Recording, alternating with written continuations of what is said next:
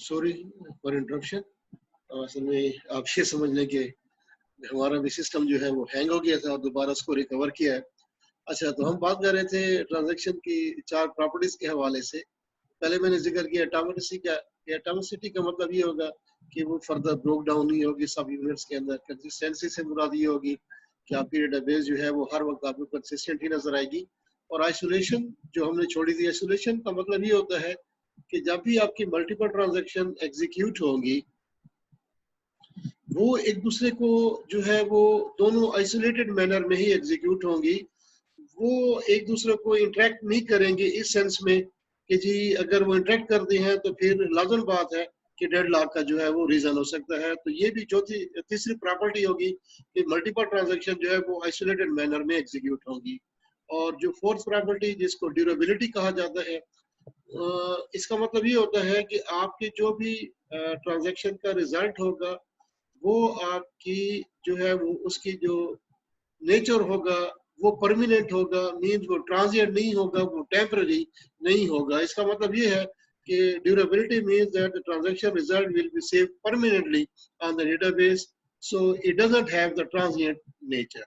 तो ये हमारी जो है वो 4 प्रॉपर्टीज है ट्रांजैक्शंस के हवाले से। अक्सर जो है ये इंटरव्यूज वगैरह में इसी एसेट के बारे में ज्यादा पूछा जाता है कि व्हाट डज एसेट मींस। जब हम ट्रांजैक्शन की बात करते हैं एसक्यूएल के अंदर, तो पहले उसी कंडीशन देख लें कि आप यूजुअली हम बात करते हैं कि एसक्यूएल के साथ 2 कंडीशन एसोसिएट होती है। एक होती है सक्सेसफुल कंप्लीट, सक्सेसफुल एग्जीक्यूशन के हवाले से कि आपकी सक्सेसफुल जो है वो ट्रांजैक्शन एग्जीक्यूट हो गई। और अबार्ट का मतलब होता है abnormal termination from the program. इसका मतलब ये है कि आपके ट्रांजैक्शन इन द मिडल जो है वो किसी भी रीजन से सक्सेसफुल एग्जीक्यूट नहीं होगी और वहीं पर वो टर्मिनेट हो गई है। तो जब हम एसक्यूएल सर्वर के अंदर ट्रांजैक्शन को जो है वो क्रिएट करना चाहते हैं तो उसका जनरल सिंटैक्स हमें ये कहता है कि जी क्रिएट ट्रांजैक्शन जो है वो और ट्रांजैक्शन का नाम और इसके बाद बिगिन और इसके बाद जो भी आपकी एसक्यूएल की कमांड है वो चाहे एक है, सिंपल रीड है या राइट है या एक से ज्यादा है, और इसके बाद आखिर में एंड। तो ये बिगिन और एंड ये रैपर कहलाती है, जबकि एसक्यूएल के जो कमांड्स हैं वो उसकी बॉडी कहलाती हैं। तो अगर ये हमने क्रिएट करनी हो ट्रांजैक्शन तो इसका क्या है कि बिगिन, सॉरी क्रिएट नहीं, बिगिन ट्रांजैक्शन और उसके ट्रांजैक्शन का नाम, फिर बिगिन, अपडेट स्टाफ और set salary is equal to salary plus salary is equal to salary plus salary multiplied by 0.10 और उसके बाद एंड। ये आपको जो है वो एसक्यूएल सर्वर का एक उसका जो है स्नैपशॉट किस तरह से जो है ये होगी। और अब हम इसको जो है वो प्रैक्टिकली भी इसको रन कर लेते हैं।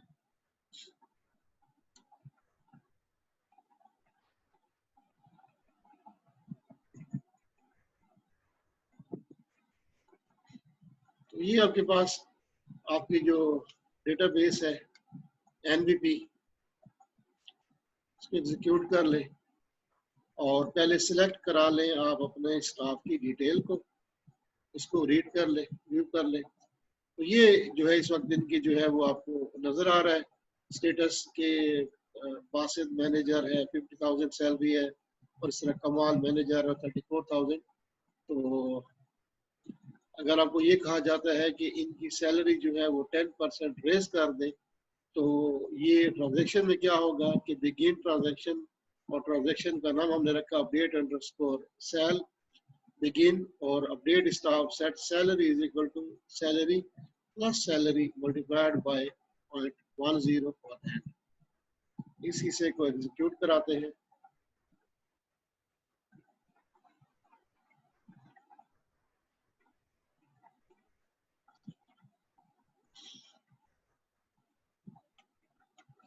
अब आप स्टाफ को देखेंगे तो उनकी सैलरी 10% जो है वो रेज हो चुकी होगी। ये रिजल्ट जैसे वन बासित मैनेजर 55,000 इसकी सैलरी हो चुकी है।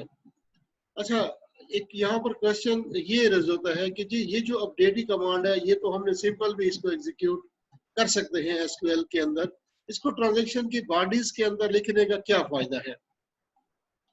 तो ट्रांजैक्शन के बॉडी के अंदर लिखने का फायदा ये होगा हमें कि इसके बाद हम अगर ये चाहते हैं कि ये हमारा काम गलत हुआ है, यानी ये हमने अपडेट, ये ट्रांजैक्शन दरमियान में थी और किसी वजह से अबार्ट हो गई या हो चुकी है सक्सेसफुल, और फिर चाहते हैं नहीं कि वापस चली जाए, तो ये हम इसको हम जो है वो रोल बैक कर सकते हैं। देखिएगा जी, ये मैं सिर्फ में लिखूंगा रोल बैक, एग्जीक्यूट किया। अब आप देखेंगे जब आप सिलेक्ट डायरेक्ट फ्रॉम स्टाफ करेंगे तो ये वापस अपनी 50,000 की सैलरीज में आ चुके हैं। ठीक है जी, आप ये सिंपल इसमें अपडेट में नहीं कर सकते थे, ट्रांजैक्शन में आपके पास ये फैसिलिटी है। और हाँ, जब ये आपने इसको कहा दिया कि जी ये दोबारा सपोज एग्जांपल के हम कहते हैं एग्जीक्यूट हो जाए और ये सिलेक्ट करा लें आप, रेज हो चुका, अब आप ये चाहते हैं कि ये परमानेंट हो जाए, तो अब आप इसको रोल बैक के बजाय यहाँ पर सिंपल लिखेंगे कमिट।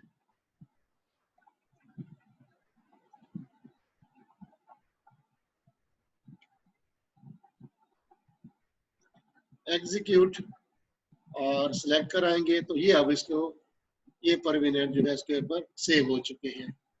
अब जब भी आप चाहेंगे इसको तो ये अब इसके ऊपर सेव होगी परमानेंट।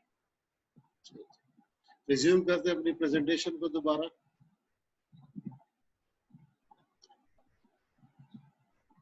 तो ये अब हम पढ़ेंगे कि अगर हमारी डेटाबेस किसी भी रीजन से डैमेज हो जाए तो उसको रिकवर करें, हम कैसे रिकवर करेंगे। तो 4 टेक्निक्स है। The first one is called media backup, the second one is called transaction log, third one is called roll back recovery and fourth one is called roll forward recovery.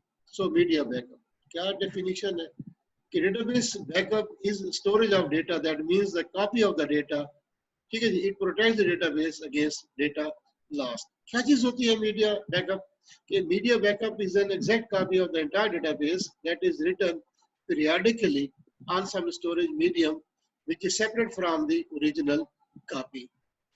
तो ये जितने भी इस वक्त modern DBMS है ये आपको facility provide करते हैं मीडिया बैकअप का, कि आप अपना जो भी डेटाबेस है आप उसका जो है वो ऑटो बैकअप लगा दें, तो उसका शेड्यूल बताने के बाद ये ऑटोमेटिकली उसका बैकअप जो है वो लेता रहता है।